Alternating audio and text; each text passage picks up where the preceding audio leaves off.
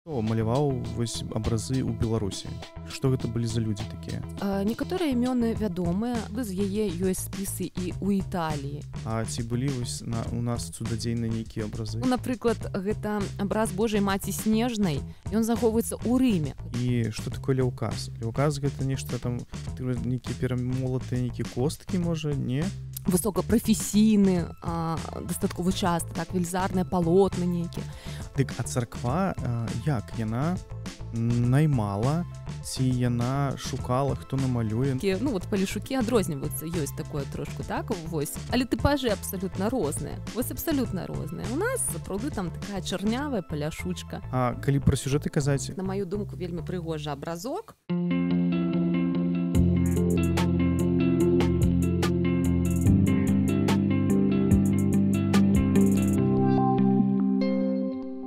Усім прывітанне, гэта чарговы падкаст «Нататнік Бай», і сёння мы паразмаўляем пра беларускі народны іканапіс, пра тыя самыя абразы, якія мы бачым у царквах і, магчыма, у хатах у некаторых людзей. А прыехалі мы ў госці да кандыдата мастацтвазнаўства і даследчыцы беларускага народнага іканапісу. Ці не толькі народнага? Не толькі. Галіны Філікоп-Світы. Добры дзень, Галіна. Добры дзень. Ці ёсць розніца паміж вось гэтым народным іканапісам каталіцкім, праваслаўным і уніяцкім? Менавіта такая розніца, якую проста відавочна. Ты заходзіш і адразу разумееш, што вось гэта праваслаўнае дакладна. Тут увогуле трэба перш за ўсё разабрацца з самім паняткам народны. Так. Вось, што яно у сябе ўключае. І, шчыра кажучы, я бы прапанавала пакуль што тэму з народным іканапісам увогуле ненадоўга адкласці і вярнуцца да яе трошку пазней. А увогуле, калі весці гаворку пра канфесію, то тут варта разумееце, народны іканапіс гэта, ну, скажам, адна з груп іканапісу, адна з плыняў, ну, катэгорый, можна так сказаць, якая магла быць праяўлена ў розных канфесіях па сутнасці, дзесьці ў большай ступені, дзесьці ў меншай, у залежнасці ад культурнага кантэксту, гістарычных акалічнасцяў, іншых фактараў. Вось. Але калі весці гаворку пра канфесію, то відавочна, што розніца паміж, скажам так, рэлігійнымі выявамі, яна ёсць. Вось. І тут ужо пытанне наступнае, так, якая розніца можа быць, як адрозніваецца, у чым асаблівасці каталіцкага, у чым асаблівасці праваслаўнага беларускага іканапісу, не толькі народнага, падкрэсліваю, так, тому што народны гэта адна з груп, але не толькі ёй быў прадстаўлены беларускі іканапіс ранейшых стагоддзяў. Вось. І вось якраз, ну, калі весці гаворку пра старажытны беларускі іканапіс, ну, вось агулам, так, пра сакральнае беларускае мастацтва, а тут можна весці паўнавартасную гаворку пра перыяд фактычна 17-18 стагоддзя, таму што, прыехаўшы ў храм, дастаткова складана знайсці штосьці больш старажытнае, на жаль. У нас такіх артэфактаў вельмі мала на тэрыторыі Беларусі, гэта адзінкавыя абразы, якія захаваліся ў храмах больш ранняга перыяду. Увогуле адзінкавыя, якія ўвогуле ёсць на тэрыторыі Беларусі, не толькі ў храмах, тому што ёсць старажытныя помнікі і ў музеях. Вось у нас адзінкавыя творы, гэта 15 стагоддзя, пры тым, што там хутчэй нават канец 15 стагоддзя, 16 стагоддзя, іх вельмі мала. А больш шансаў убачыць ўсё ж такі 17-18. А вельмі мала гэта літаральна не дзясяткі? Літаральна дзясятак. Літаральна дзясятак. Ёсць некалькі абразоў у нашых асноўных музеях, дзе утрымліваюцца калекцыі іканапісу, і ёсць літаральна пару абразоў гэтага перыяду ў храмах. Ёсць, дарэчы, у каталіцкім касцёле, ёсць у праваслаўнай царкве, ну іх насамрэч вельмі мала. Вось. А ўжо 17 стагоддзя, дарэчы, ад яго таксама, хоць і больш значна колькасна захавалася спадчыны, але нельга сказаць, што вы зойдзеце ў любы храм, незалежна там праваслаўны ці царкву праваслаўную ці каталіцкі касцёл, шансы ўсё роўна у вас невялікія ўбачыць штосьці 17 стагоддзя. Вось. Але павялічваюцца ў параўнанні з папярэднімі часамі. У музеях 17 стагоддзя ўжо больш маштабна прадстаўлена, у храмах ёсць, але не так і шмат. Вось. І 17-18 стагоддзя гэта той час, пра які прынята весці гаворку, як ужо пра існаванне самабытнай мясцовай беларускай традыцыі іканапіснай. Яна ўжо да таго часу склалася і ўжо ў 17-18 стагоддзях яскрава праяўлялася. Вось. Але зразумела, што тут у ёй таксама, скажем, не было пэўнай аднастайнасці, і трэба таксама вызначацца, вот, калі весці ўжо так па-навуковаму, ўсё ж такі, можа быць, тут гэта не патрэбна для шырокага такога вот размовы, для разумення, але тут ужо таксама варта вызначацца, канешне, што менавіта маецца на ўвазе пад беларускай іканапіснай школай, так, вот якія характэрныя яе асаблівасці, даследчыкі гэта, вядома ж, фармулююць, але зразумела, што не толькі такія абразы вот з яскравымі рысамі былі ў гэты час прадстаўлены, таму што ўсё роўна былі разнастайныя плыні, і там, напрыклад, каталіцкі алтарны жывапіс таго часу мог быць прадстаўлены, дастаткова часта гэта было вельмі прафесійна выкананымі творамі, і гэта часта маглі быць замежныя майстры, жывапісцы працаваць над імі. Пытанне ў тым, ці з'яўляецца гэта можна разглядаць у кантэксце менавіта беларускага сакральнага мастацтва, альбо карэктней сакральнага мастацтва Беларусі, але ці з'яўляецца гэта артефакт прыкладам беларускай іканапіснай школы? Ну, яўна ж, напэўна, не. Вось, таму тут шмат такіх момантаў, але, канешне, каталіцкі, праваслаўны, грэка-каталіцкі, уніяцкі, яны маюць свае асаблівасці. А ў мяне тут пытанне такое, вось вы ўжо казалі трошкі, што гледзячы, хто маляваў, пад якім уплывам. А хто маляваў вось абразы ў Беларусі? Што гэта былі за людзі такія? А пытанне, разумееце, добрае, але насамрэч дастаткова складанае. Чаму? Таму што, калі весці гаворку пра старажытны, все ж такі перыяд, той, што мы і маем на ўвазе пра 17-18 стагоддзя, па-першае, імёнаў, вядома, не вельмі шмат, а калі імёны вядомыя, амаль невядома біяграфія гэтага іканапісца і што за ім стаіць, скажем так.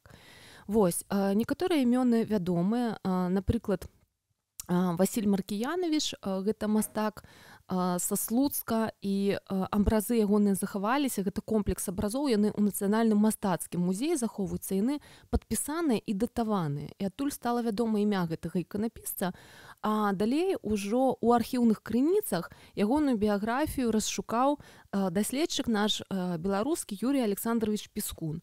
І вось стала вядома, што гэты іканапісец, гэта 18 стагоддзя, ён маляваў якраз вот сярэдзіна 18 стагоддзя, што ён паходзіць са Слуцка, з купецкай сям'і, і атрымліваў адукацыю ён у Кіева-Печерскай лаўры, і ён, дарэчы, ну, з праваслаўнай сям'і, з праваслаўнага рода, сярэдзіна 18 стагоддзя.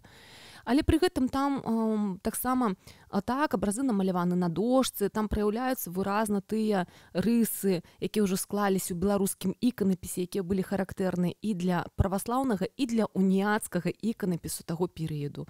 Вось, гэта што датычыцца і стылістыкі, там ужо, ну, вот барочная стылістыка, і пэўная фалькларызацыя, і тое, што мы маем на ўвазе, ну, пад гэтым маецца на ўвазе, калі там этнаграфічныя элементы прысутнічаюць на абразах, тое, што уласціва было для нашага побуту. Вось, гэта там таксама назіраецца. Вось, але пры гэтым гэта праваслаўны іканапісец, так, з праваслаўнага роду, які у праваслаўным рэгіёне, дарэчы, працаваў, Слуцк і ваколіцы.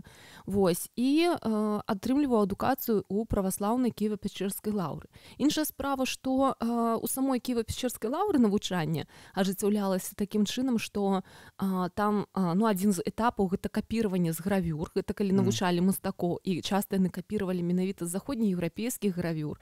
І, дарэчы, нават кнігі Кіева-Печерскай лаўры, якія вот выдаваліся ў друкарні тамтэйшай, і аздоблены яны былі ілюстрацыямі, гравюрамі, часта за аснову былі ўзяты пэўныя кампазіцыі заходнееўрапейскія, яны капіраваліся мясцовымі іканапісцамі, ну і вот ужо імі ілюстраваліся кнігі. Таму бачыце, ну, вось, таму тут шмат такіх момантаў. Што датычыцца, напрыклад, далей, калі развіць тэму пра іканапісцаў, так? Так.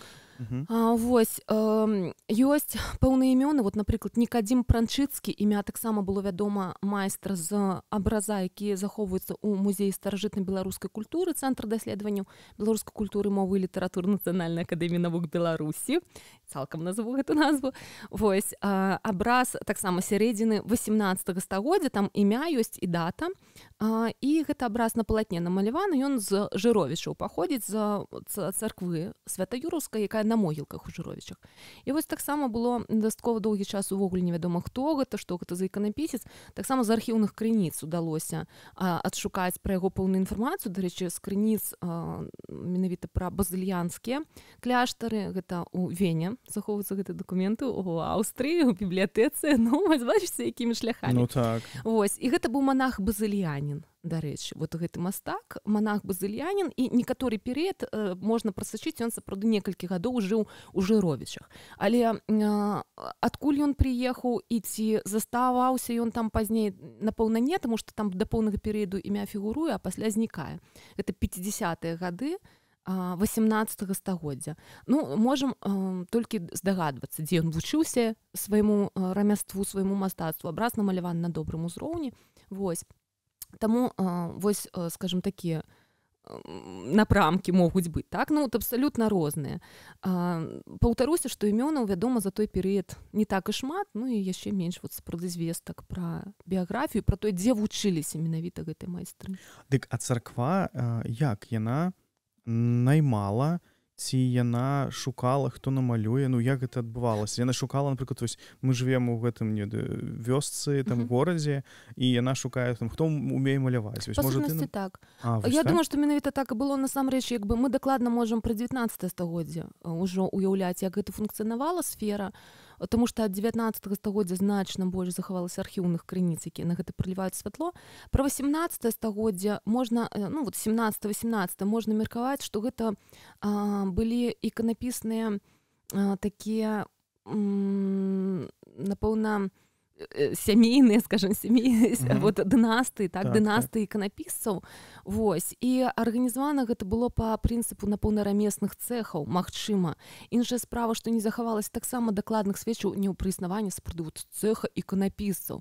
Але вот можна меркаваць, што, напэўна, неяк так. У любым выпадку тут момант у чым такі ключавы, у тым, што у нас фактычна не было такіх 18 асабліва стагоддзя буйных іканапісных майстэрняў пры манастырах, якія б вось так функцыянавалі. Хаця іканапісцы, дарэчы, маглі быць пры манастырах, іх магло быць пару чалавек, напрыклад, дарэчы, у Магілёве, вядома, гэта быў праваслаўны горад, дарэчы, і там і дзейнічала друкарня брацкая, так, вот, і там працавалі мастакі, якія ілюстравалі, і яны займаліся, вядома, і іканапіснымі таксама работамі. Вось. Але гэта былі, ну вот некалькі чалавек, канешне, магло працаваць, так, ось, але каб на працягу там некалькіх там стагоддзяў пры манастыры дзейнічала іканапісная майстэрня, дзесяткі іканапісцаў, такіх сведчанняў няма. Я не сцвярджаю, што гэтага не было. Але калі б все ж таки гэта з'ява была вот такой масавай, маштабнай, калі б сапраўды была такая пераемнасць, калі б так было доўга, напрыклад, то яўна все ж таки былі пра гэта сведчанні ў архівах, усё ж таки. Вось. А так, можна уяўляць, што, канешне, пры тых жа базыльянскіх кляштарах былі іканапісцы. Вот я называю там, напрыклад, Нікадзіма Пранчыцкага, так?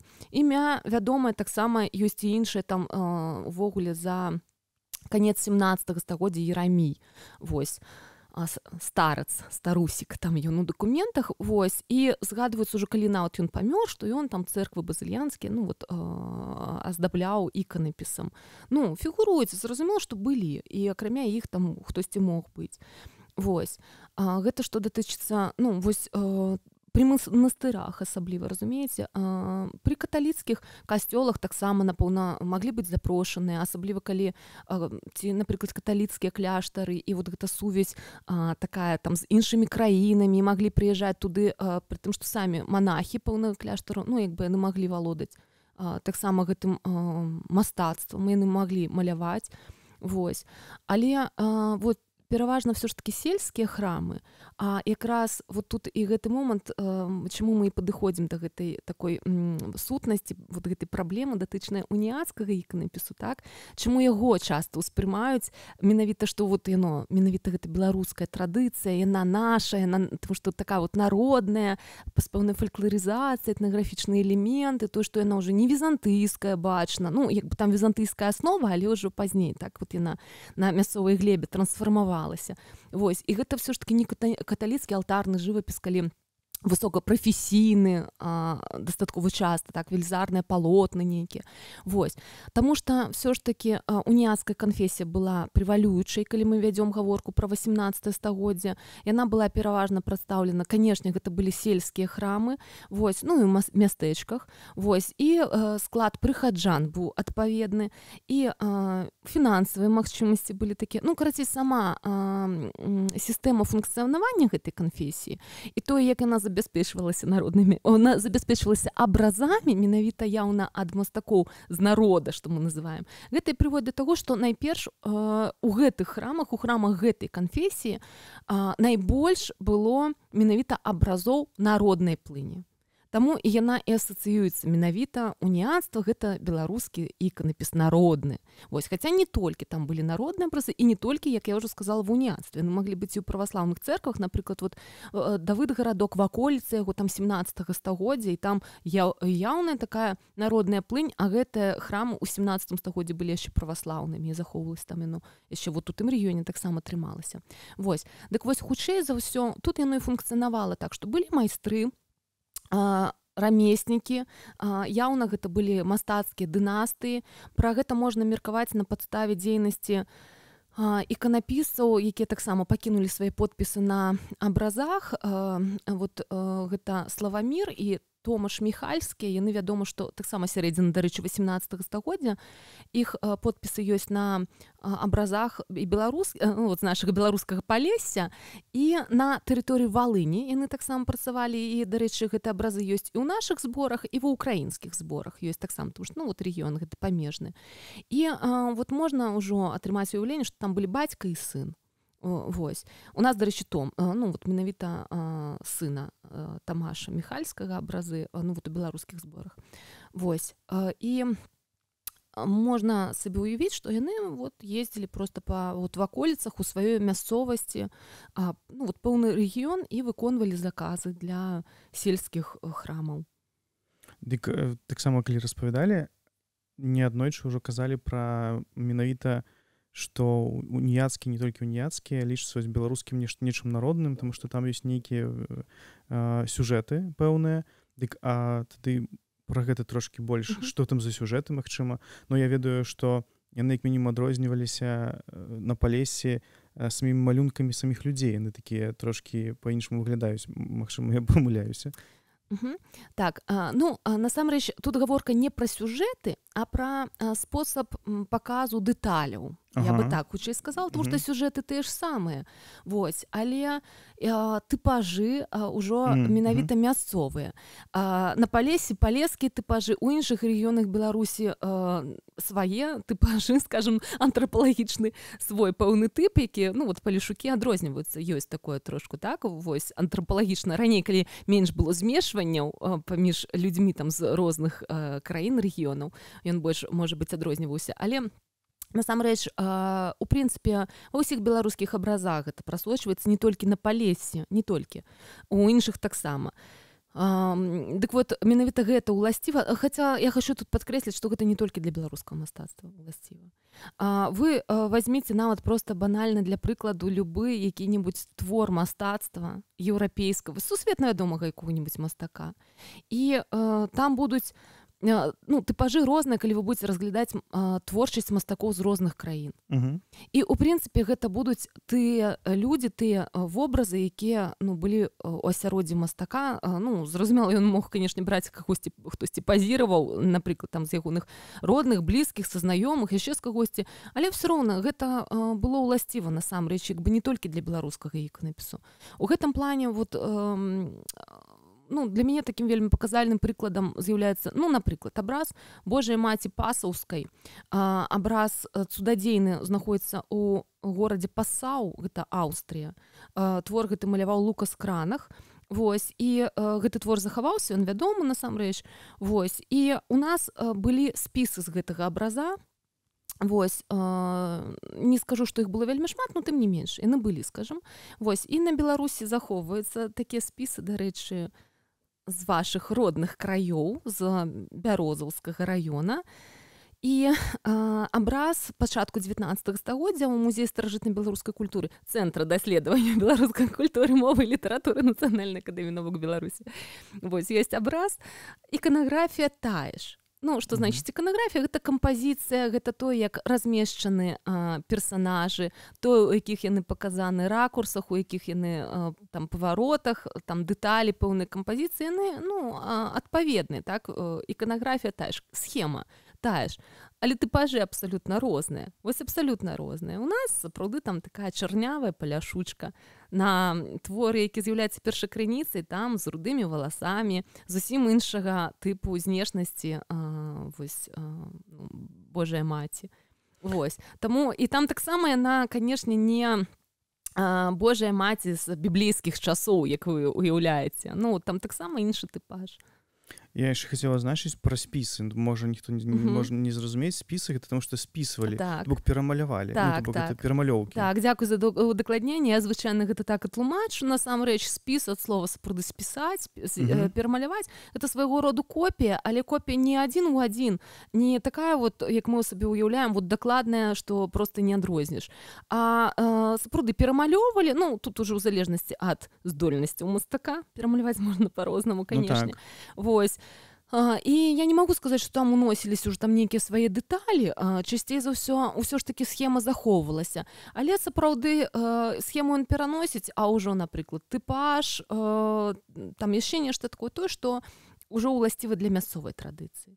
Вось так, спіс гэта спісаныя выявы. І часцей за ўсё якраз спісы, канешне, выконваліся з цудадзейных абразоў, ну, вот з тых, якія шанаваліся цудадзейнымі, і вот паводле уяўлення вернікаў спіс будзе таксама валодаць той жа магутнай такой сілай ласкавай, і адпаведна таму з'яўляліся гэтыя спісы. Акрамя тыпажоў, вось на абразах, гэта вяртаючыся да фалькларызацыі вось гэтай тэмы, былі элементы беларускага побыту, напрыклад. Гэта можна, ну, пэўныя сюжэты там, дзе архітэктура, ну, паказана на заднім плане. Дык вось, ну, у нас паказана наша мясцовая архітэктура. Умоўна кажучы, там хаты могуць быць крытыя саломай, чаротам, дранкай, чым там яшчэ яны маглі быць крытыя вось гэтымі матэрыяламі, маглі быць. І вось, умоўна кажучы, Ісус Хрыстос нарадзіўся ў хляве, не пячору малявалі.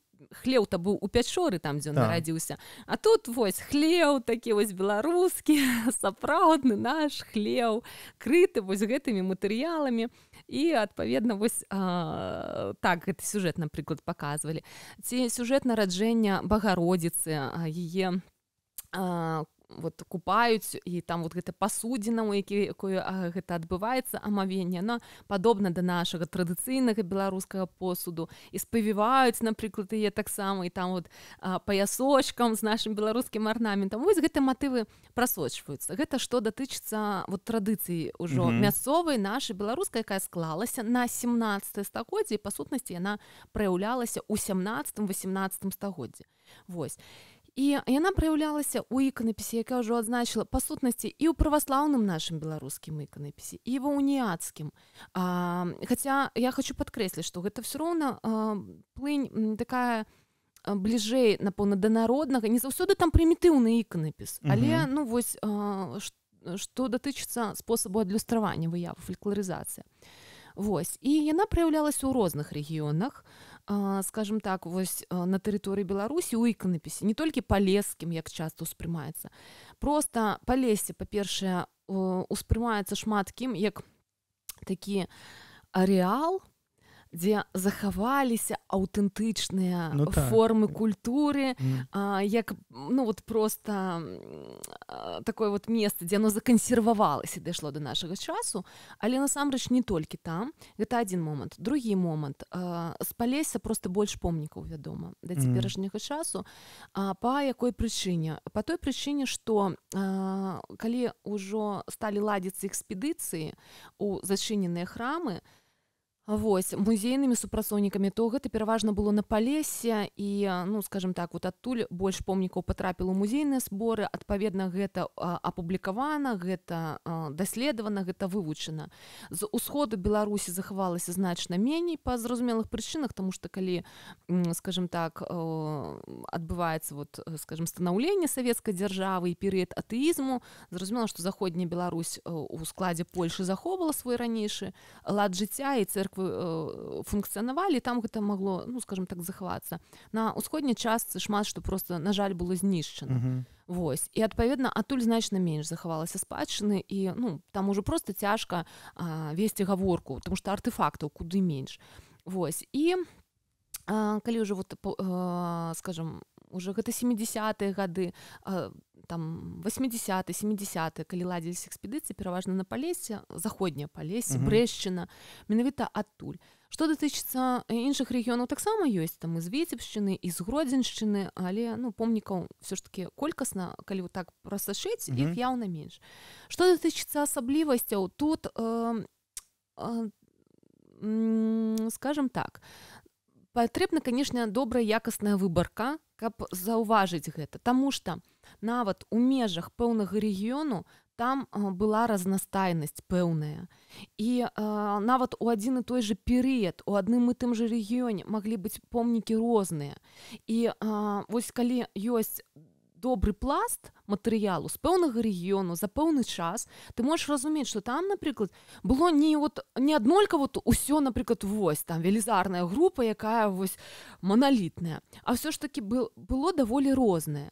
І тут, разумееце, вот складана будаваць нейкія на падставе гэтага тэорыі, калі, напрыклад, з пэўнага рэгіёна дастаткова добрая выбарка, а з іншага рэгіёну у цябе невялічкая група твораў, якая не дае ўяўлення пра паўнату. І незразумела, ці там толькі так і малявалі, ці гэта ўсё ж такі адзін з напрамкаў, вот іканапісу таго рэгіёна. Хаця насамрэч я магу сказаць, што вось нават калі браць разгляд хаця бы вот усходні і заходні, усходнюю Беларусь заходнюю, і калі весці гаворку менавіта пра іканапіс на дошках, потому што з палатном там цяжэй. У нас быў прадстаўлены вот іканапіс, ну, алтарны жывапіс і ў каталіцкім касцёле, і ў грэка-каталіцкай царкве на палатне, вот 18 стагоддзя і з 17-го нават ёсць помнікі. Там гэта асобны напрамак. Ну, калі мы вядзём гаворку вот пра беларускі традыцыйны іканапіс, то гэта маюць на ўвазе абразы на дошках, якія маюць у сабе візантыйскую аснову, якая ўжо трансфармавалася на нашай мясцовай глебе, вот пачалі выпрацоўвацца вот гэтыя свае рысы, фалькларызацыі і ўсё астатняе. Вот для гэтых абразоў уласцівы тое, што яны былі аздоблены рэльефным фонам. Вот на дошку нанасіўся, гэта тэхналогія вырабу такая, так, на дошку нанасіўся ляўказ, ну, грунт гэта такі, так, тоўстым слоем. І па ім, вот там, дзе фон менавіта, там, дзе вольная прастора ад выявы, ён аздабляўся гэты фон арнаментам рэльефным. Гэта альбо праразалася па вот гэтым грунце, так, па рэльефе, альбо дзесьці гэта лепілася. Дык вось якраз вельмі яскрава бачна розніца паміж усходняй Беларусі заходняй вось у спосабе дэкаравання фона. Ён розны. Размова не проста пра розныя арнаменты, а все ж таки там і тэхналогія розная, тому што на ўсходзе там часцей менавіта такі аб'ёмны, ён выпуклы, ён вылеплены там на аснову, ён як бы, ну, нанесены, скажем, аб'ёмна. На захадзе Беларусі, ну, мы вядзём гаворку все ж таки пераважна, канешне, пра заходняе Палесе, бо адтуль артефактаў больш, але ёсць, напрыклад, з Гродзеншчыны, нават там з заходняй Віцебшчыны, скажем так, абразы таксама таго часу, і вось якраз там усюды, у прынцыпе, прарэзаны рэльеф. Прарэзаны, ён як бы заглыблены. Вось у гэтым найперш назіраецца такая розніца, хаця і ў дэталях можна таксама глядзець. Яшчэ пра беларускія абразы, калі народныя вы казалі вось гэтыя, вы некалькі разоў таксама узгадалі пра арнамент. А дзе ён быў? Ён быў па краях, ці магчыма на адзенні, як гэта ўсё выглядае? І што гэта за арнамент, таксама цікава? Гэта традыцыйны наш беларускі арнамент, яго ў розных абразах проста трэба сапраўды глядзець, назіраць, напрыклад, дзесьці вот гэты паясок, так, пояс, якім спавівалі немаўля, і там вось можна такія элементы прасачыць. Альбо, напрыклад, на абразах, гэта, дарэчы, часцей вот якраз абразы сюжэту нараджэння Багародзіцы, там альбо самі жанчыны-служкі, якія вот гэта народжанае дзіця купаюць, яны, дарэчы, апрануты ў традыцыйныя беларускія касцюмы, і іх галаўныя ўборы, там, ну, наміткі ці накшталт таго, вось уяўляецца такое. І там вот можна гэта прасачыць таксама.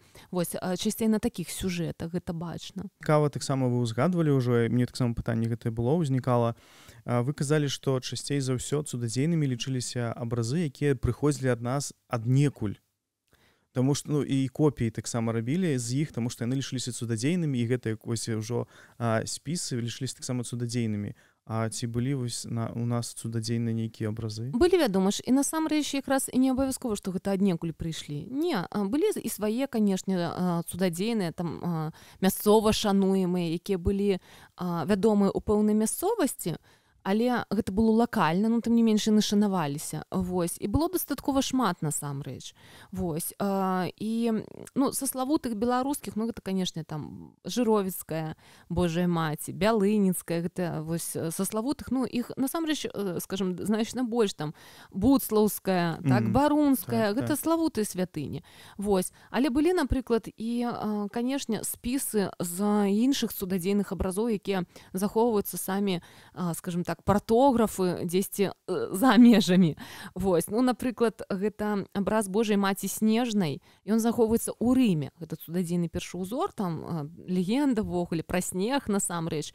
У нас гэты абраз становіцца дастаткова вядомым у 17 стагоддзі, дзякуючы якраз такі вот гэтым спісам, якія былі зроблены ў Італіі і былі падораны вот у некаторым нашым магнатам падчас іх наведвання папы рымскага ці вот іх вандровак у Італію, у Рым, і яны прывозілі спісы італьянскага жывапісу, фактычна, змяшчалі у фундаваных, самі фундавалі, напрыклад, касцёлы, там змяшчалі гэтыя абразы, яны неўзабаве пачыналі таксама шанавацца як цудадзейныя, ўжо з іх пачыналі выконвацца спісы на нашых землях. Вось і такое было, напрыклад. Ці вельмі славуты у нас была Божая маці Чэнстахоўская, цудадзейны абраз знаходзіцца ў Польшы. Вось. І на нашых землях, у беларускіх храмах, ну, зразумела, у часы Рэчы Паспалітай, агульная культурная прастора, адна дзяржава. Вось, у нас вельмі шмат. У 17-18 стагоддзях было абразоў створана Божай маці Чэнстахоўскай. Прытым, што гэта быў першы абраз цудадзейных на тэрыторыі Рэчы Паспалітай, які быў каранаваны папскімі каронамі. Гэта была таксама такая практыка, што старажытныя цудадзейныя абразы каранавалі. Каранавалі, гэта не проста карону прымацавалі. Ось, тому што у нас ёсць такія абразы, якія там ад вернікаў можа быць пахвяравана карона срэбная. А тут менавіта гэта цэлая была працэсія, і вот менавіта ад папы рымскага асвечаныя кароны. На тэрыторыі Рэчы Паспалітай першым быў якраз каранаваны абраз Божай маці Чэнстахоўскай. Это ў 1717 годзе было. Але яшчэ да гэтага яна шанавалася, яна была вядомая. І спісы ёсць з яе і яшчэ да гэтай падзеі, да каранавання. Там 17 стагоддзя, напрыклад, ёсць у нас вядомыя спісы. Яшчэ такое пытанне, таксама вы казалі, што рабілі спісы з розных іконаў, абразоў і замежных таксама. А ці ёсць нейкія беларускія абразы, якія, ну, не ведаю, сталі кананічнымі там, за мяжой, на захадзе, на ўсходзе, дзе заўгодна. То бок, можа, ёсць і таксама нейкі сюжэт, магчыма, які быў вось наш, і ён стаў вось там, а там рабілі спісы, нешта такое. Ну, тут першае, што, канешне, прыходзіць у галаву, гэта Божая маці Жыровіцкая. Таму што сапраўды з яе ёсць спісы і ў Італіі. І гэта менавіта ўсё ж такі цудадзейны абраз, які ў нас, і іканаграфія яўна склалася ў нас. Я нагадаю, для тых, хто ведае, яны ведаюць, але для тых, хто, можа быць, не ведае, ці падзабыў, нагадаю, што цудадзейны абраз, гэта ён ёсць, ён захаваўся, і гэта, дарэчы, унікальны, канешне, помнік, таму што сама гэта святынька, гэта на камені абразок невялікага памеру, на яшме 4,5 на 5,5 сантыметраў прыблізна, ён такі невялічкі, ён захоўваецца ў Жыровічах, у манастыры. Вось. тут складанасць у датаванні гэтага самога помніка, гэтага артефакта калі, таму што ну, рэльефна выкананы на камені, там вот гэта выява такая вот прасочваецца. Вось, але ну якраз ужо, канешне, вядома тое, што ўжо там 550 гадоў таму гэты помнік, гэты абразок, скажем так, быў знойдзены, адшуканы, і ўжо пазней быў заснаваны храм, і ён заняў сваё месца ў храме, і далей ўжо на тым месцы паўстаў манастыр. Ну вот гэта вот гісторыя, і не складана знайсці, я не буду яе зараз проста пераказваць, але гэта ўсё ж такі тут мы можам весці гаворку пра тое, што гэта іканаграфія, якая на нашых землях склалася, ну менавіта вот у такой, хаця яна не супярэчыць старажытнай і візантыйскай традыцыі, так, вот адлюстравання Божай Маці з Ісусам Христом, ну тут просто спецыфіка ў размяшчэнні непасрэдна, так, маці і дзіця, ўжо спецыфіка ў дэталях, там, як ручкі, ножкі паказаны дзіцяці, вось гэтыя жэсты. І сапраўды ёсць спіс з гэтага абраза не толькі на нашых землях, а ёсць яны, напрыклад, і ў Італіі. І гэта непасрэдна з Божай Маці Жыровіцкай. Гэта не тое, што штосьці там падобнае. І гэта не тое, што ў іх яўна была агульная першакрыніца. Не, там вот сапраўды гэта яўна, скажем так, ужо непасрэдна з Жыровіцкай Божай Маці. Ну, гэта таксама вельмі, канешне, класная гісторыя. Я проста не ведаў пра гэта, мне вось было цікава, ці такое існуе.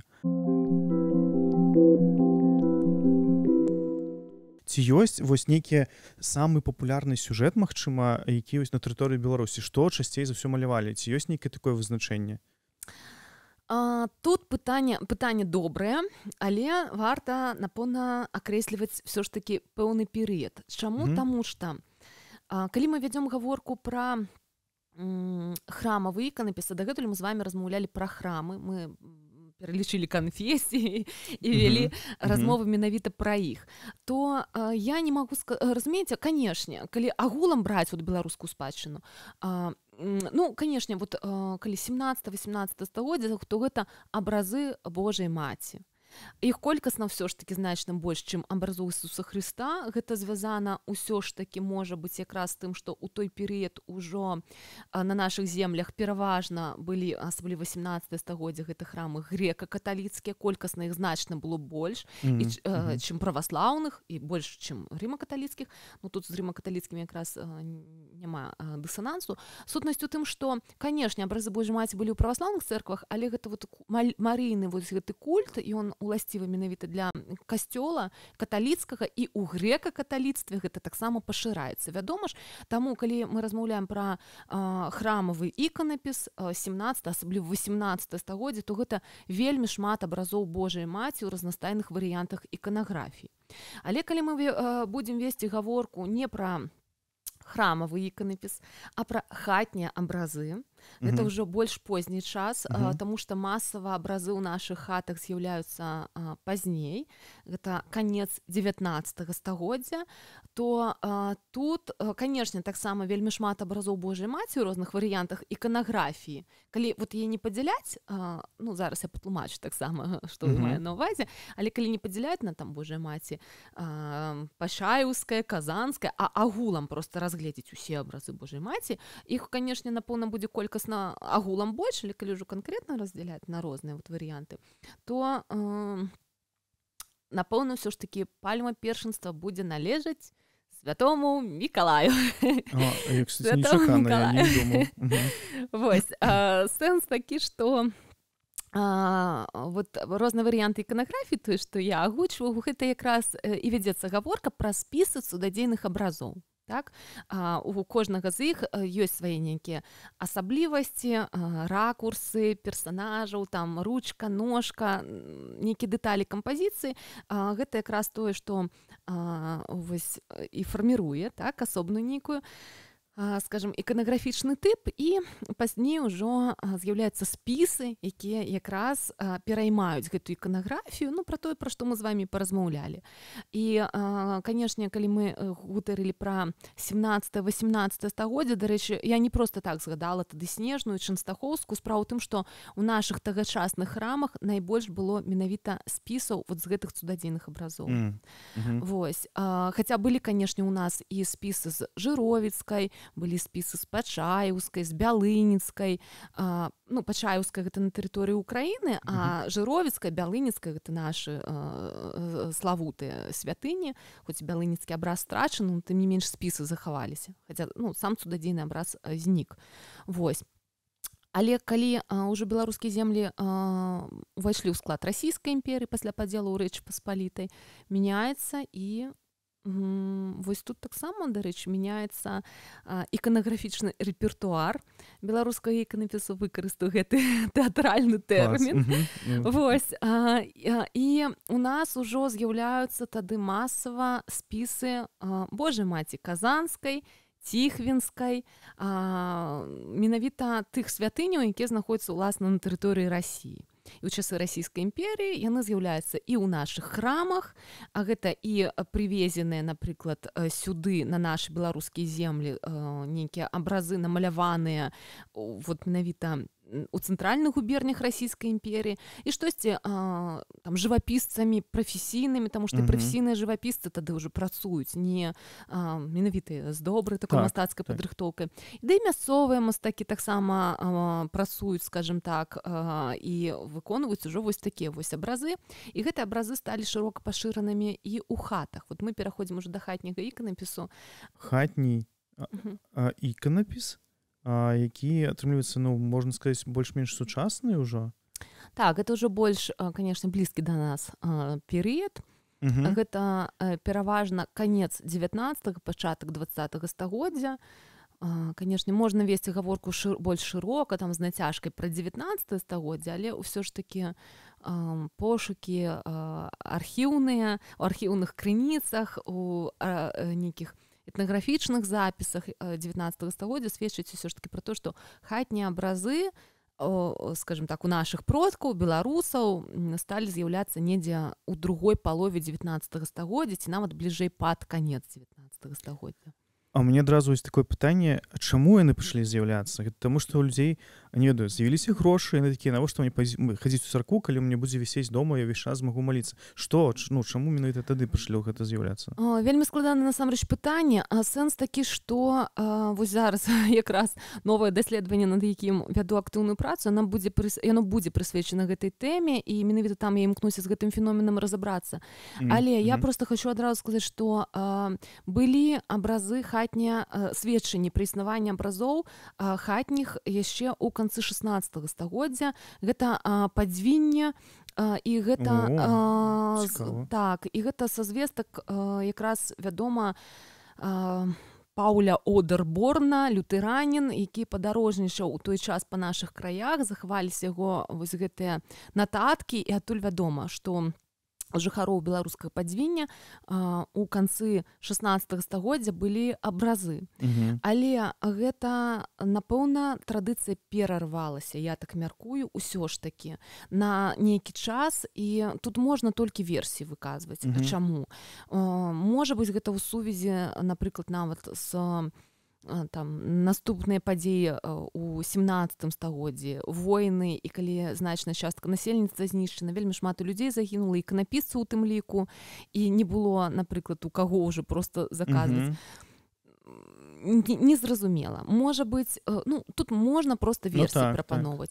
Але чаму я гавару пра то, што яўна ўсё ж такі традыцыя перарвалася, таму што калі хатнія абразы ўсё ж такі, ну, вот калі яны былі ў кожнай хаце, гіпатэтычна колькасна іх павінна быць ўсё ж такі не так і мала. А іх да канца 19-го стагоддзя няма увогуле. Зразумела, што ў хатах яны таксама з цягам часу, ну і хаты гарэлі, і войны былі, і хата перабудоўвалася, і стаўленне магло быць да абразоў, скажем так, рознае. Гэта мы зараз уяўляем сабе, што вось там яно, напрыклад, такая святыня, яно вісіць, сапраўды, але тут цікава, ёсць таксама этнаграфічныя запісы і некаторыя ўспаміны пра там нават 17-х, дарэчы, стагоддзя на Смаленшчыне, пра тое, як ну там уже гэта смаляне, так, гэта гаворка ідзе пра суседні фактычна рэгіён, ну тым не менш мы ж разумеем пра тое, як там чалавек у гневе там на гной кіно абразы, што вось я табе малюся, а ты мяне не ўбярог вось ад там, скажем так, злодзеў. Таму таксама таксама такое магло быць. Толькі можна розныя версіі зараз выказваць, але сэнс у тым, што ўсё ж такі напэўна традыцыя на нейкі час спыняецца, перарываецца, верагодна.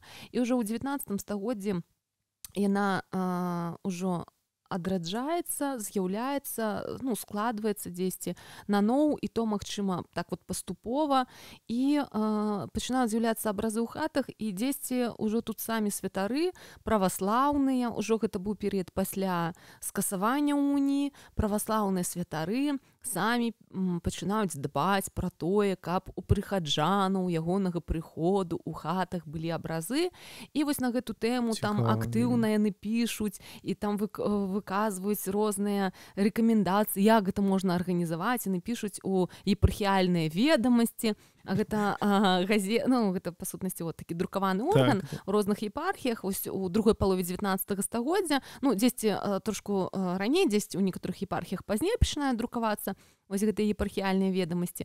Ну, і туды святары рэгулярна вось пішуць, падымаюць гэта пытанне, ну, і вось пра тое, што было б добра арганізаваць епархіяльны склад, адкуль выдаваліся абразы, напрыклад, па храмах епархіі, а каб там ужо вернікі маглі набываць. Вось, і яны вот стараюцца наладзіць вот гэта, арганізаваць гэты працэс, вось. І, ну, вось яны гэтаму садзейнічаюць яўна. А што з'яўляецца тады вось у беларусаў у хатах, што несуць да сябе, што набываюць, што малююць? Ну, неслі што заўгодна, насамрэч, і гэта таксама выклікала абурэнне святароў праваслаўных, ну, зразумела, у епархіяльных ведамасцях праваслаўных, гэта ж праваслаўныя епархіі выдавалі, там праваслаўныя святары друкуюцца, яны, канешне, пішуць пра тое, што у хатах, ну, абразы розныя. Тут трэба сказаць, што гэта не абавязкова маляваныя абразы, гэта размова ідзе пра літаграфіі, пра лубок, вось творы тыражныя графікі, якія каштавалі значна танней, вось, якія былі даступнымі па цане для вернікаў.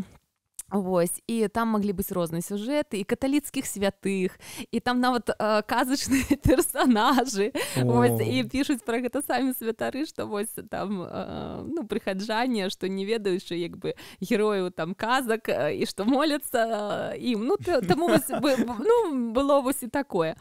Вось, і што выбіраюць яны не ў залежнасці ад таго, хто намаляваны, а каб гэта было паярчэй, вось такой таннай лубочнай работы, як адзначаюць святары, тое, што таннае, і вот галоўнае, каб яно стракатыя, яркія колеры. Таму, скажем так, рознае магло быць. Хто гэта маляваў? То бок, былі нейкія школы ўжо з'явіліся? Ці гэта таксама былі бацька, сын, унук? Вось як гэта малявалася? Пытанне добрае. Насамрэч, ужо былі іканапісныя майстэрні, якія тут таксама пра структуру толькі то таксама можна меркаваць, як яно было на нашых землях наладжана. Чаму? Таму што ў нас мала матэрыялу, ці вось якім разе ён пакуль што не выяўлены. Я магу сказаць на прыкладзе даследаваных іканапісных цэнтраў расійскай імперіі, гэта не нашы канкрэтныя землі, гэта абшары аграмаднай, канешне, дзяржавы, у складзе якой былі і беларускія тэрыторыі. Вось, там былі, канешне, проста іканапісныя сёлы, дзе ўсе жыхары займаліся іканапісам. Вось уявіце сабе, гэта, напрыклад, славутыя, канешне, сёлы ва Уладзімірскай губерніі, іх і так называюць, уладзімірскія сёлы іканапісныя. Гэта Холуй, Паліх і Мсцёра. Яны вельмі вядомыя, вось, і там проста яны фактычна ўсю расійскую імперію забяспечвалі іканапіснай прадукцыі.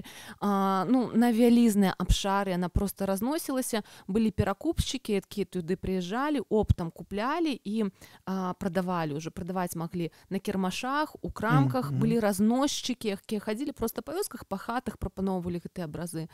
Вось. На тэрыторыі Беларусі яны амаль не бытавалі. Гэта калі меркаваць па тым, што захавалася нават тыя абразы, якія захоўваюцца ў нашых хатах і трапляюць у музеі хатнія абразы. Вось з уладзімірскіх сёлаў да нас, у прынцыпе, не траплялі. Вось, можа быць, таму што далекавата, хаця все роўна яны, конечно, аграмадны абшар. Напрыклад, вядома таксама іканапіснае такое сяло Барысаўка, гэта Белгарадская вобласць Расіі на цяперашні момант, а на той час гэта, ну, гэта не проста на той час, гэта, ну, скажем, паўднёвая Расія, а такое вот памежжа, скажем, Украіны і Расіі. І вось іканапіснае сяло, гэта Барысаўка вядомая, там каля 500 чалавек займаліся іканапісам сяло, а вот Холу, Мсцёра, там 800 чалавек, фактычна, разумееце, ўсё сяло гэтым займаецца, і вот якраз з даследаванню вось гэтых сёл вядома, як там гэта была наладжана вытворчасць, это пачатак 20-го стагоддзя, я вот, ну, там самы канец 19-го, пачатак 20-го стагоддзя. Вось, напрыклад, вот ва ўладзімірскіх гэтых сёлах там і сем'і, магло быць, што проста сям'я займаецца, а былі і майстэрні, дзе працавала 15-20 чалавек. Яны працавалі яўна там, ну, вот на кагосьці, хто зладзіў гэту майстэрню, напэўна ж ён забяспечваў матэрыяламі, а яны ўжо проста выконвалі гэту працу за пэўны заробак. Вось, ну, у залежнасці ад таго, колькі яны зробяць, ад выдзелкі. Вось, і былі там якраз і суправаджальныя рамёствы, якія там ківоты таксама рабілі для гэтых абразоў, і кветкі папяровыя рабілі, таму што гэтыя абразы, настолькі часта яны, вот калі ў ківоты укладаліся, і там вот яшчэ вот гэта, там, вот, скажем, кветачкамі аздабляліся. Таму нават калі не проста іканапіс, хто, можа быць, не меў здольнасці да гэтага, то вот займаліся, скажем, суправаджальнымі вось гэтымі рамёствамі, але таксама вось усё на гэта было, на, ну, вот так вот наладжана такая вот арганізацыя вытворчасці. У нас няма звестак пра існаванне, па-перша, такіх сёл, нават з такой колькасцю. Вось. У нас былі іканапісныя асяродкі, канешне, там магло працаваць некалькі чалавек, вось, але нават наўрад ці там будзе дзясятак чалавек, бо гэта было б прыкметна. І тут мы вот якраз і падыходзім да такой праблемы, вот, над якой зараз я працую, змагаюся, скажам так, і шукаю, і спрабую, і такім шляхам штосьці адшукаць у архівах. Вось, ну, пакуль што не вельмі вынікова, ну, тым не менш, я думаю, што рухаемся ў правільным кірунку. Сутнасць такая, што у нас пэўны рэгіён на тэрыторыі Беларусі, дзе менавіта і бытавалі хатнія абразы. Тут варта сказаць, што у нас не па ўсёй тэрыторыі Беларусі былі маляваныя абразы. І калі вось гэты пытанні пачынаюць ужо падымацца, калі ўжо там праваслаўныя гэты святары дбаюць, каб ужо у вернікаў іхніх у хатах былі абразы, ну, дзе іх маглі вернікі ўзяць, гэтыя абразы? Ну, дзесьці набыць. Ну, і набыць яны могуць толькі тое, што прадаецца. Калі прадаюцца толькі літаграфіі, друкаваныя абразы, адпаведна, іх магчымасць набываць толькі друкаваныя. Каб прадаваліся маляваныя абразы, гэта трэба, каб альбо разносчыкі туды прыносілі гэтыя абразы, альбо, ну, каб сапраўды там у крамах, у мястэчку мясцовым гэта было ў наяўнасці. Вось. А гэта ў нас не было паўсюдна. У нас менавіта Падняпроўе і ўсходняе Палессе, гэта той рэгіён, дзе маляваныя абразы бытавалі. На іншай тэрыторыі яны з'яўляюцца адзінкавымі, і гэта, ну, бачна, што гэта выпадковыя, хутчэй за ўсё рэчы, альбо, ну, абраз неяк туды патрапіў, альбо проста сям'я пераехала з таго рэгіёну, дзе гэта было натуральнай з'явай, пазней проста сям'я пераехала і перавезла з сабой абраз. Вось. У нас вядомы іканапісны цэнтр, невялічкі такі. Адзін пакуль што выяўлены, калі весці гаворку менавіта пра маляванне хатніх абразоў. Гэта вёска Бабічы. Гэта на цяперашні час Чачэрскі раён, Гомельская вобласць, вось такая адміністрацыйная прыналежнасць, ну, гістарычна гэта вот Магілёўская губерня, Рагачоўскі павет.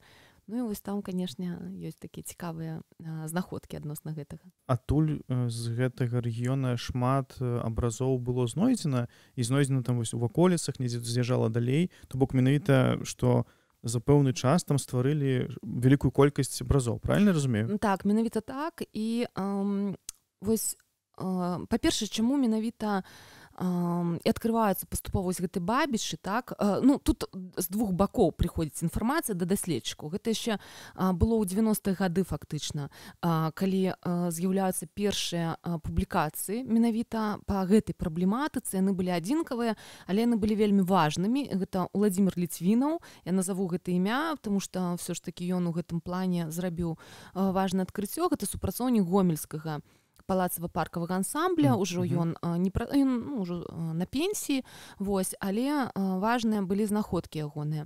Справа ў тым, што сапраўды было заўважна, што ў пэўнай мясцовасці, у пэўным рэгіёне, гэта ваколіцы Чачэрска, гэта майстэрня, але ўсё ж такі ў цяперашніх катэгорыях, ён заўважае, гэты даследчык, што там спецыфічныя абразы. Яны пазнавальныя, там свая манера, гэта абразы на дошках маляваныя, вось, і захоўваецца, дарэчы, вось гэтая традыцыйная тэхналогія, у прынцыпе, іканапісу, і ажно да канца 19 стагоддзя там былі і абразы з рэльефам на ляўкасе. Не толькі такія, там былі і без рэльефа па ляўкасе, але і была група такіх абразоў, но тым не менш, і з рэльефам, і без бачна, што яны ў агульнай манеры, агульная стылістыка, там каларыт, характэрны мазок, там па прыкметах бачныя гэтыя абразы. І вось акрамя таго, то бок падбіраецца такая пласт, скажем, выяўленай спадчыны ў хатах людзей, гэта менавіта хатнія найперш абразы. А акрамя таго, з кнігі 1884 года опыт опісання Магілёўскай губерніі, вось, выдадзены Дымбавецкім. Таксама вядома, што пра рамёствы там раздзел, чым займаліся жыхары Магілёўскай губерніі. Там розныя рамёствы, і акрамя іх там згадваецца і іканапіс, і гаворыцца пра два іканапісныя цэнтры. Гэта Ветка. Ветку мы ведаем як цэнтр стараабрадніцкага іканапісу вядомы, там гаворка ідзе пра тое, што там, дарэчы, не гаворыцца пра тое, што стараабрадніцкі, не стараабрадніцкі, проста гаворыцца, што там 3 селяніны ў Ветцы, у мястэчку Ветка, і 3 селяніны ў вёсцы Бабічы займаюцца іканапісам. І вось атрымліваецца, што выяўляецца, скажем, з гэтай публікацыі проста вядома пра Бабічы, а тут сапраўды і ў ваколіцах выяўляюцца абразы такія характэрныя. І у 90-е гады якраз Уладзімір Ліцвінаў падчас адной з экспедыцый пазнаёміўся з прадстаўніцай гэтага роду, скажем так, бабіцкіх іканапісцаў, якая і назвала іх імёны. Так, яна ўжо сталага веку была. Ён у сваёй публікацыі піша, што 1914 года, але яна, напэўна, была 15 года, таму што, там бывае, што сам чалавек дакладна не ведае, альбо, можа, яна была і 14-го і ведала гэтых сямейную гісторыю 14-го, але там у метрыках яна 15 года, неістотна. Вось яна ў 1996 годзе яшчэ была, дзякуй Богу, жывая, і яна расказала, назвала імёны гэтых бабіцкіх іканапісцаў. Гэта браты ейнага прадзеда. Уявіце сабе, мы ж у цяперашні час хіба ведаем мы самі, як нашага прадзеда звалі, як братоў. Вось яна гэта ведала, яна памятала, яна назвала імёны і прозвішча. Вось, Гераковы, Уладзімір і Гаўрыла. Вось гэта імёны яна назвала, і вось гэта было зафіксавана і апублікавана. Вось гэта вельмі каштоўна. Далей ўжо Веткаўскі музей, скажем, таксама стаў актыўна папулярызоўваць гэтую тэму, таму што, канешне, і ў Веткаўскім музеі, акрамя стараабрадніцкіх абразоў, ёсць увогуле народныя абразы з таго рэгіёну, з якраз Падняпроўе, гэта, скажем, і Гомельшчына, так? Вось. І у тым ліку ёсць і бабіцкія абразы, і якраз Веткаўскі музей ладзіў цудоўныя такія выставы, цудоўныя выставачныя праекты. Вось. І ў тым ліку яны і ў Мінску паказвалі ў Нацыянальным мастацкім музеі.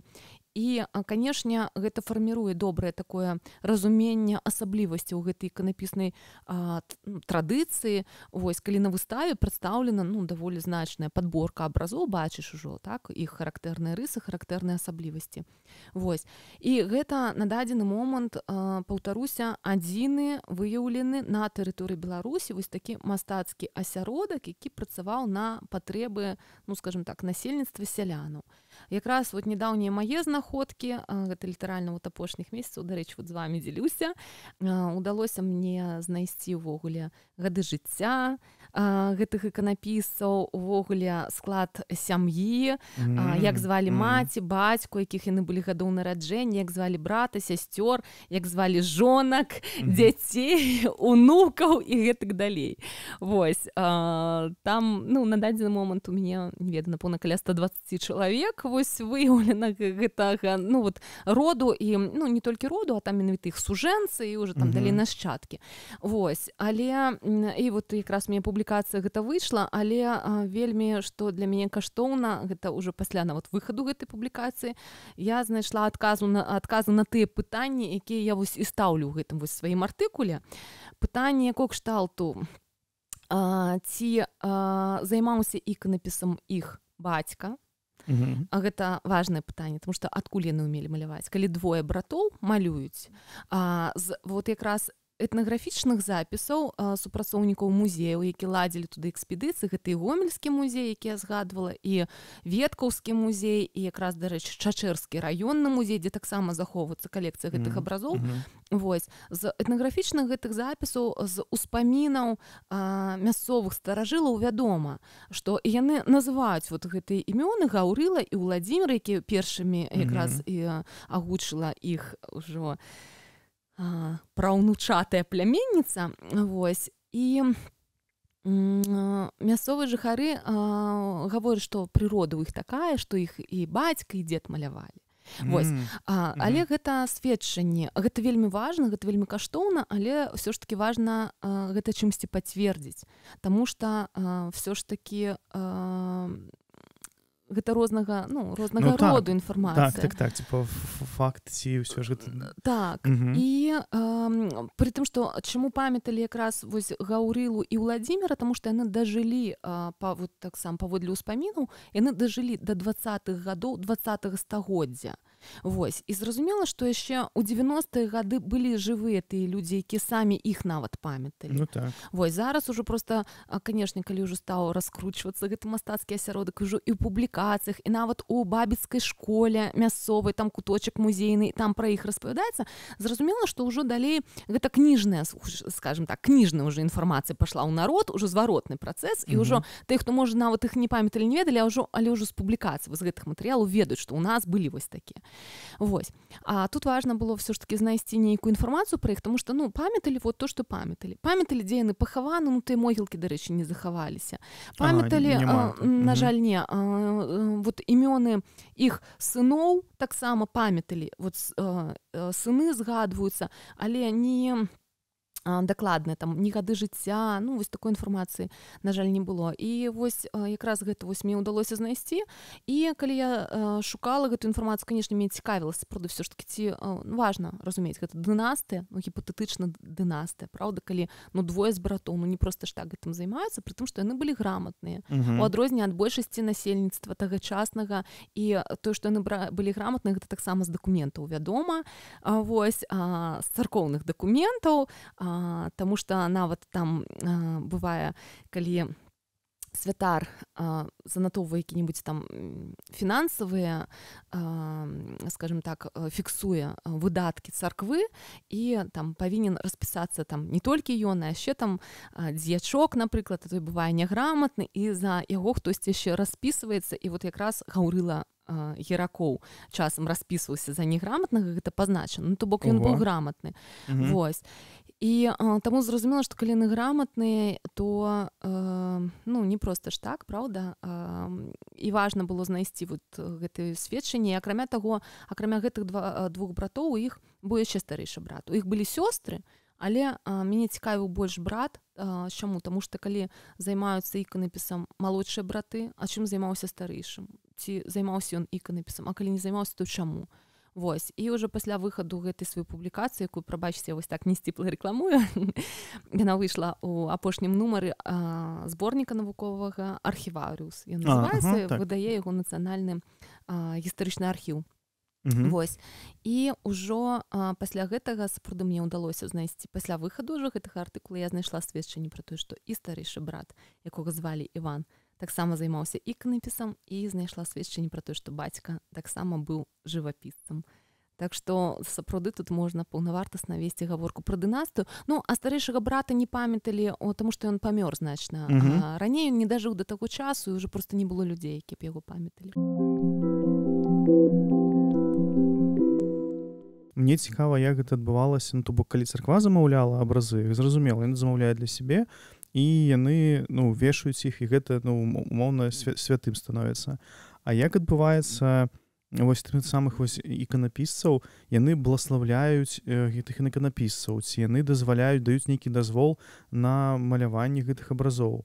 Вось царква як да гэта адносілася? Вось у гэта. Цікавае, канешне, пытанне, вельмі па-рознаму насамрэч ставілася. Справа ў тым, што царква старалася ўзяць пад кантроль увогуле працу такіх іканапісцаў народнікаў, назовем іх так. Тут, дарэчы, яшчэ момант такі, на якім хочу акцэнтаваць увагу. Тое, што мы гаворым пра народны іканапіс, калі гаворым пра 17-18 стагоддзе, гэта адна з'ява. Калі мы гаворым пра 19 стагоддзе, гэта канец 19-го, пачатак 20-го, гэта трошечку іншае. Гэта ўсё быццам бы бакі аднаго нейкага працэса, але от 17-18 стагоддзя часцей уже там народная плынь, гэта калі вот маецца на увазе вот гэта фальклорызацыя, этнаграфічныя элементы, пэўны, ну, такая вот, ну, можа быць, наіўнасць, прымітывізм у чымсьці назіраецца, хаця там тэхналагічна ўсё вытрымана, але вот пэўная спрошчанасць, ну, вось такая. Але гэта храмавыя абразы, гэта нельга сказаць, што там яны ішлі ў народ, там ці яшчэ нешта такое. Калі мы вядзём гаворку пра народны іканапіс 19 стагоддзя, так, то тут ужо хутчэй канца, асабліва 19-го, тут ужо хутчэй размова ідзе менавіта пра абразы, якія маляваліся для распаўсюду сярод народа, менавіта для таго, каб іх вешалі ў хатах, і гэта былі абразы, якія мелі, ну, пэўную тэхналогію выканання, она максімальна была спрошчаная, а гэта для таго, каб эканоміць і час вырабу, і матэрыялы, ну, каб гэтыя абразы былі даступныя для простых людзей. Вось. І тут таксама пэўная фальклорызацыя ім уласціва, хаця і не заўсёды. Тут вот гэта складанае ўвогуле пытанне такое, што адносіць да гэтай катэгорыі народнага іканапісу, асабліва вот ужо калі мы вядзём гаворку пра той перыяд, калі існавалі хатнія абразы.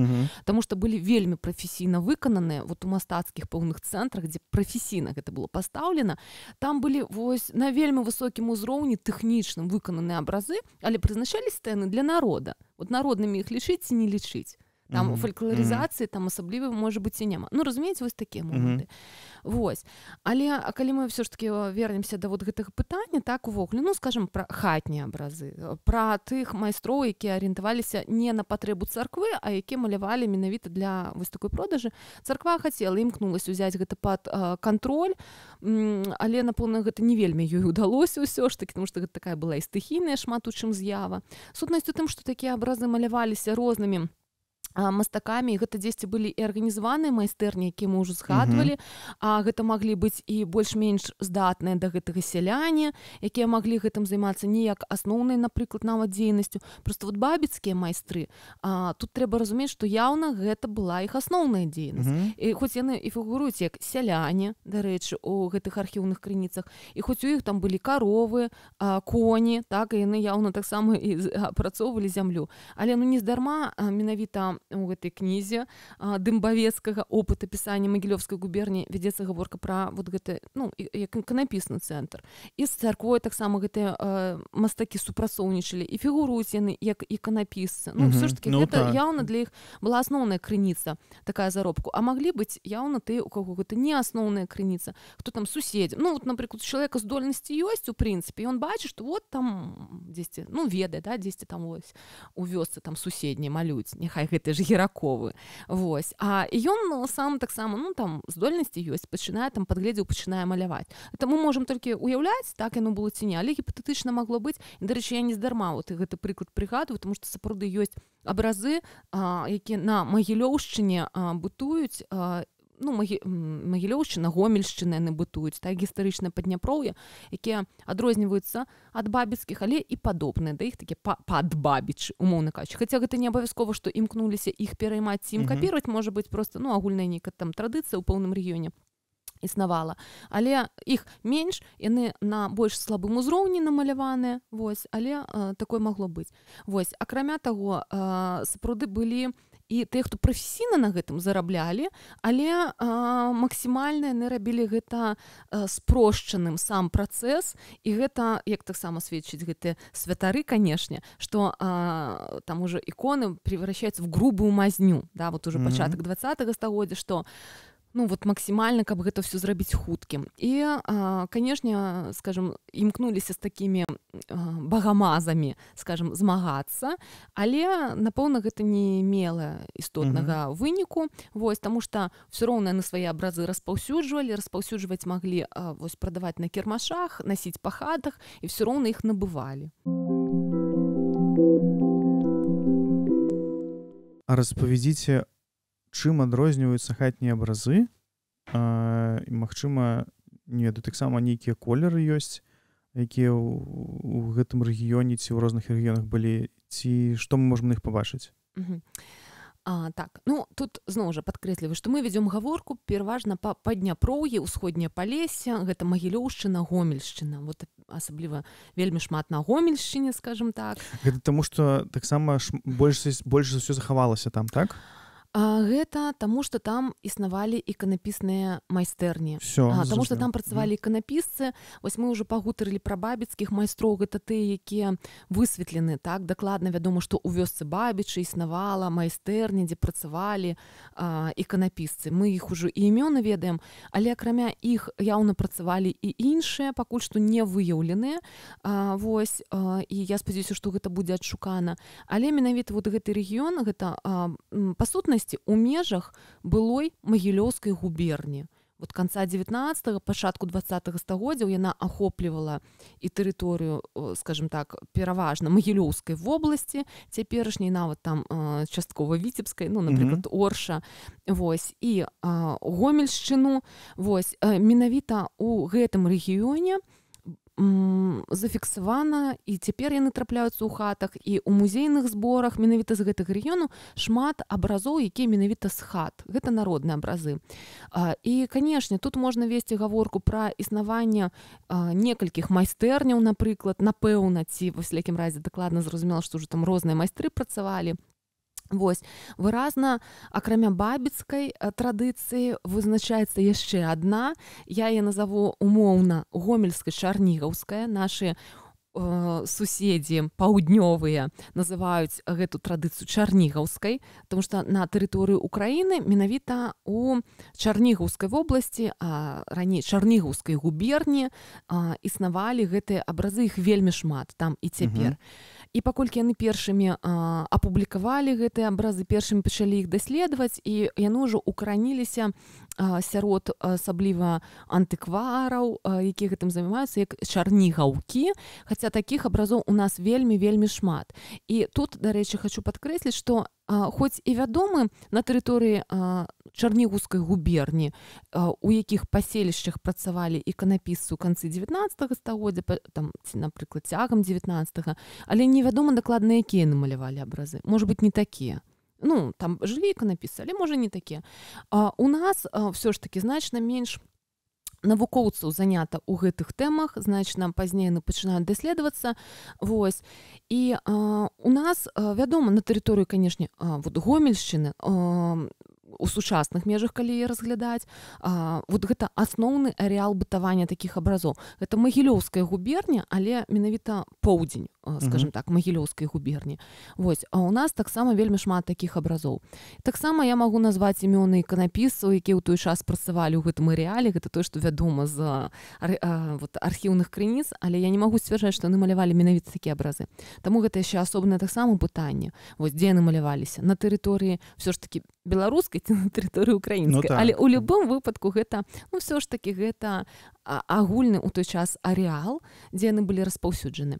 Вось. І вот для гэтых гомельска-чарнігаўскіх абразоў уласціва наяўнасць дэкаратыўных кветачак у кутах, уласцівы, тут шмат параметраў насамрэч. Дошка часцей за ўсё, яна аднолькава апрацавана, яўна была нейка, можа быць, майстэрня, сталярня, якая выпускала гэтыя дошкі, скажам, і ўжо там куплялі, можа быць, розныя нават іканапісцы, ці там некалькі майстэрняў было іканапісных, вось, якія пакуль што не лакалізаваныя дакладна. Тому што абразы пры ўсім падабенстве ўсё ж таки бачна, што яны рознымі людзьмі маляваліся. Можа быць, нават у розных майстэрнях, але там вот аднолькавая дошка, і быў пэўны нават нейкі такі стандарт, это прыблізна 52 сантыметры ў вышыню, 42 у шырыню, ну плюс-мінус пару сантыметраў. Вось. І акрамя іх яшчэ трапляюцца радзей меншага фармату, прыблізна 35 на 30, і большага, гэта прыблізна 50 на 70. Вось. Аднолькава апрацавана дошка, аднолькава там шпонкі, ну вось гэты дэталі.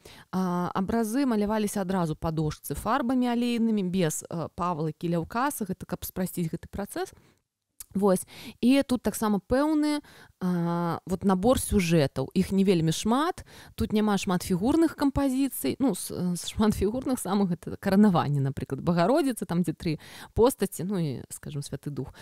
Вось, альбо Троіца Новазапаветная, а так гэта пераважна, скажем, такія статычныя кампазіцыі пэўных святых альбо, ну, Божай Маці, Ісуса Хрыста. Вось. І вось для гэтых абразоў уласцівы пэўна свае такія стылістычныя асаблівасці.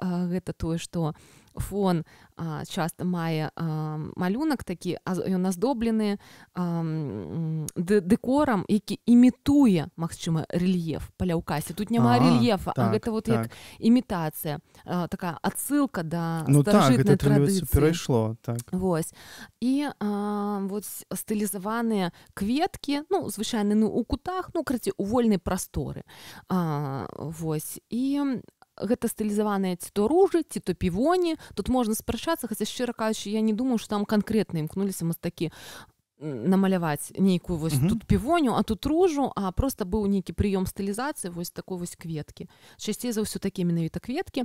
Вось там бываюць, умоўна кажучы, рамонкі, ну, скажем, рамонка падобны нейкі, вот як сонейкі такія. Але гэта бывае значна радзей. Розныя варыянты пры гэтым стылізацыі лісцікаў вакол. Пры падабенстве ўсё ж такі ёсць пэўныя свае асаблівасці, якія дазваляюць гаварыць пра то, што розныя майстры працавалі.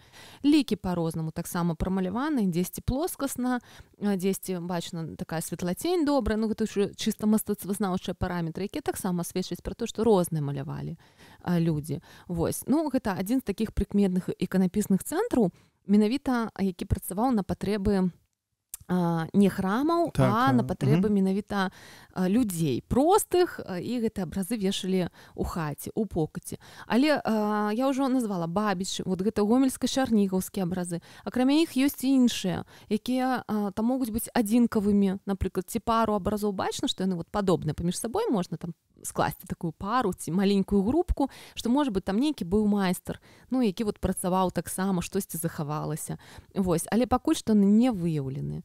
Вось. Ну і гэта пераважна, канешне, абразы намаляваныя адразу фарбамі па дошцы, без ляўкаса, таму яны асыпаюцца дастаткова хутка, не вельмі добры, і іх часта стан захавання. Вось. Ну, тым не менш, гэта вот таксама такі цікавы наш пласт такой сакральнай і этнаграфічнай, па сутнасці, спадчыны, ну і, канешне, мастацкай. А што у вас у руках? Так, у мяне ў руках, гэта мяне суправаджае всю нашу размову, абразок. Гэта Ілля, прарок Ілля. Вось, ён увогуле у народзе шанаваўся прарок Ілля як такі адказны за маланку, за гром. Вось. І, дарэчы, напэўна, людзі яму маліліся, калі каб уратаваў падчас навальніцы. Ну, гэта ўжо таксама з этнаграфічных такіх запісаў, вядома. Вось. І ягоныя абразы трапляюцца ў хатах, трапляліся, і зараз таксама, скажем так, яны трапляюцца. Ну, а увогуле... Гэта ж пра яго, кажа, так прыйшоў... Так, нарабіў гнілля. Гэта пра яго. Так. Цікава. Вось, так што вось гэта той, хто нарабіў гнілля. А ён такі цёмны-цёмны, таму што... А ён цёмны-цёмны, таму што ён не расчышчаны, лак цямнее з цягам часу. І, канешне, калі вот здымаць гэты цёмны лак, то ён, канешне, істотна пасвятлее. Усё ж такі гэта ў роднай сваёй захаванасці абраз, як вот патрапіў, так і патрапіў. Вядома ж, калі ў мяне ёсць магчымасць, ну, шукаю магчымасць хаця бы кансервацыю рабіць абразоў, апрацаваць ад шашулю дошку, зрабіць умацаванне, ну вот каб не сыпалася, вось, але гэта все роўна так паступовая такая праца, ну з тымі абразамі, якія патрапляюць да мяне, вось, скажем так, у маю калекцыю, якую я збіраю, каб уратаваць тое, што яшчэ пакуль што можна уратаваць. Вось. А тут у роднай такой захванасці даволі неблагі стан, таму што амаль ўсё ёсць, нічога не асыпалася, проста што ён цёмны, вядома ж, трэба будзе пры магчымасці, канешне, яго расчысціць. А калі пра сюжэты казаць, вось Ілля быў, цяпер у вас у руках ужо іншы абраз? Так, таксама, ну як на маю думку, вельмі прыгожы абразок. Гэта не гомельскай чарнігаўскай традыцыі, гэта іншы, вось, ён таксама з Падняпроўя, з Магілёўскага раёна нават ён паходзіць, але гэта вось іншай традыцыі. Святы Юрый Змеяборац, адзін, дарэчы, з найбольш шануемых таксама святых, канешне, увогуле шануемы ў хрысціянстве, але я маю на ўвазе такі вот шануемы сярод народа, пра што сведчыць наяўнасць, такая вялікая наяўнасць абразоў у хатах, менавіта з выявы святога Юрія.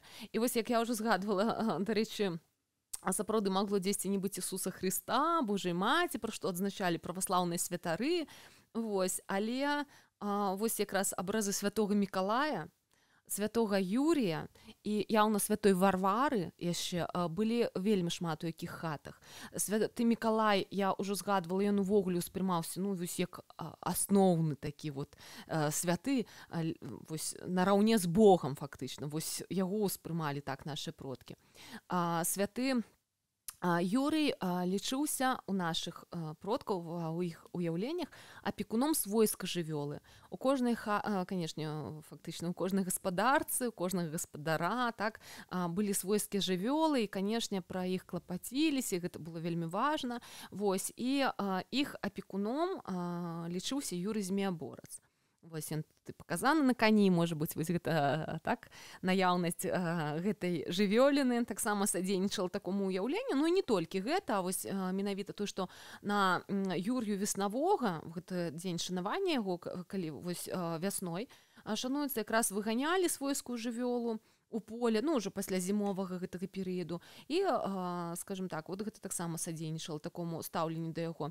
Але адзначу яшчэ, што у народных уяўленнях былі і іншыя апекуны, пэўныя іншыя свойскай жывёлы, гэта Флор і Лаўр. Вось гэтыя святы таксама надзяляліся менавіта тымі ж функцыямі, і іх абразы таксама часам можна было сустрэць у хатах, хаця ўсё ж такі значна часцей менавіта быў Юрый Змеяборац. Былі яшчэ і такія святы, якія адказвалі таксама за сваю функцыю. Вось, ну, проста ў некаторых былі, ну, паводле ўяўленняў продкаў нашых, вельмі шырокія функцыі, дарэчы, як у святога Мікалая. Вось ён ледзьве не ва ўсіх сферах садзейнічаў насамрэч. Але былі такія, у якіх вузкая была нейкая такая роля, вось аберагаць, апякаць, дапамагаць у канкрэтнай нейкай галіне. І яшчэ якраз вот у канцы 19 стагоддзя з'яўляюцца на нашых землях абразы з выявай, становяцца пашыранымі, не вельмі масава, ну тым не менш, набываюць все ж такі пэўнае пашырэнне. Гэта выявы святых Зосімы і Савація. Вось, іх успрымалі як апекуноў пчалярства, вось, і таму на абразах так іх, дарэчы, малявалі, вось, там можна вулейчыкі ўбачыць, і, дарэчы, такія абразы на нашых землях трапляюцца, вось менавіта вельмі падобныя да такога абразка, які я трымаю ў руках, менавіта яўна з нейкай адной майстэрні ці аднаго майстра, тому што, дарэчы, тыя абразы Зосімы і Савація, якія бытавалі на Падняпроўі ў хатах, яны пераважна вось так вось і выглядаюць. Яны амаль аднаго памеру, аднолькавай стылістыкі. Яўна была пэўная спецыялізацыя, яшчэ можна весці пра гэтага размову, таму што былі, вот, напрыклад, як я ўжо згадала, гомельска-чарнігаўскія абразы, там пэўны набор сюжэтаў. Вось, ён даволі абмежаваны. Ну, іх не вельмі мала, ну, тым не менш, пэўны набор. Быў, напрыклад, нейкі майстар яўна, які спецыялізаваўся на гэтым сюжэце. І, адпаведна, тых, хто хацелі набыць, вот так вот набывалі ў яго, ці вось ён хадзіў, прадаваў. Вось, так што вось такі цікавы абразок. Але, дарэчы, бабіцкія іканапісцы былі шырокага профілю, у іх таксама былі розныя выявы розных святых і разнастайныя абразы і Божай маці, і Засімай Саваці, у іх таксама, дарэчы, былі. То бок у іх замаўлялі ўсё, што заўгодна. Ну так, нерэдкія, дарэчы, абразы там такіх сюжэтаў, як Хрыстова нараджэнне, шматфігурныя кампазіцыі у іх былі, пры тым, што, напрыклад, адзін і той жа сюжэт, вось Хрыстова нараджэнне, напрыклад, у іх абсалютна розныя. Яны бачна розная кампазіцыя, ну, конечно, набор персонажаў, але все роўна дзесьці ёсць больш разгорнутая кампазіцыя, дзесьці з меншай колькасцю персонажаў, там па-рознаму закампанаваны. Так што вось таксама такі цікавы момант. Я думаю, што будзем заканчваць, так? Па-першае, дзякуй вялікі, што распавялі. Я думаю, што я шмат цікавага і новага даведаўся, хоць я трошкі і чытаў пра гэта, але ўсё роўна, гэта сапраўды, каб ведаць, трэба гэтым займацца, і вось як вы кажаце, што вы тут ужо 15 гадоў гэтым займаецеся. Гэта сапраўды такі вялікі тэрмін. Дзякуй вялікі за гэты аповед. Яшчэ вельмі важна, калі можна там нейкія пытанні ці фотаздымкі вам дасылаць, можа нехта будзе дасылаць, куды вам гэта прасцей зрабіць, можа Facebook ваш пазначыць, ці можна, так ёсць. Ага, добра, так што мы пазначым все гэта у апісанні пад відэа. Дзякуй вялікі за тое, што паглядзелі, дзякуй вялікі за тое, што падтрымліваеце, падпісвайцеся на нашы соцсеткі таксама, падтрымлівайце на нас на Патрэёне, такім чынам будзе выходзіць больш відэа. Дзякуй яшчэ раз, Галіна. Дзякуй вам.